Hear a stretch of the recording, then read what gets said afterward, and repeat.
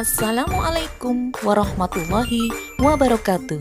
Salam guru penggerak. Pada kesempatan ini saya akan memaparkan tentang eksplorasi konsep refleksi diri tentang pemikiran Ki Hajar Dewantara. Adapun tujuan pendidikan menurut Ki Hajar Dewantara, yaitu menuntun segala kodrat yang ada pada anak agar mereka dapat mencapai keselamatan dan kebahagiaan setinggi-tingginya, baik sebagai manusia maupun sebagai anggota masyarakat.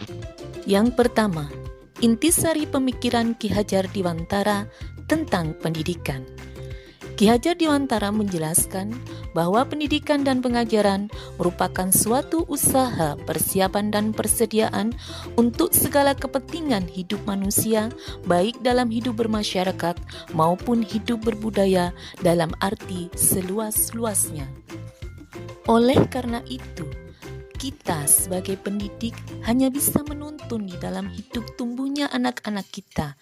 Artinya bahwa hidup tumbuhnya itu terletak di luar kecakapan atau kehendak kita sebagai pendidik. Mereka hidup dan tumbuh menurut kodratnya sendiri.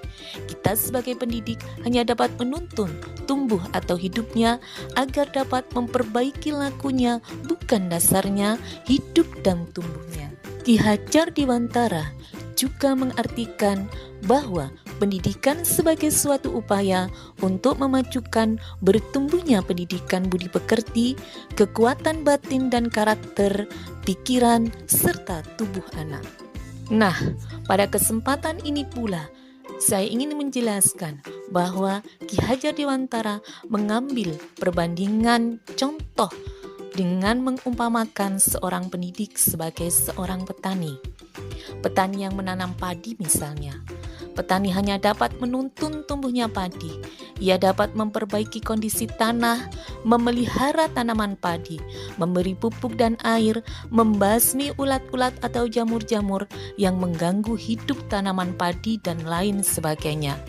Meskipun pertumbuhan tanaman padi dapat diperbaiki, tetapi ia tidak dapat mengganti kodratnya padi tersebut. Misalnya, ia tak akan dapat menjadikan padi yang ditanamnya itu tumbuh sebagai jagung.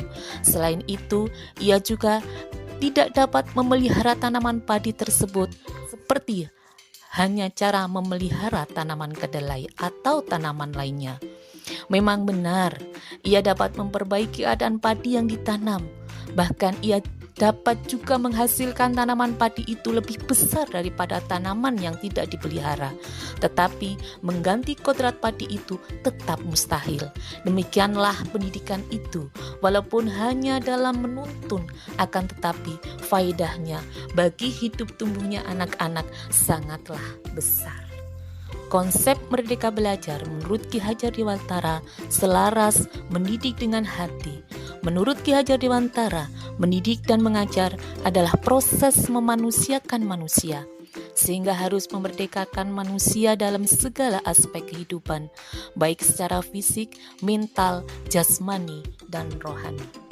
Proses pembelajaran yang mencerminkan pemikiran Ki Hajar Dewantara dapat terwujud yaitu dengan menerapkan merdeka belajar yang berorientasi pada siswa melalui pendekatan pendidikan yang holistik, mengikuti perkembangan zaman, membangun budi pekerti yang berfokus pada proses bukan hasil. Budi pekerti adalah watak atau karakter.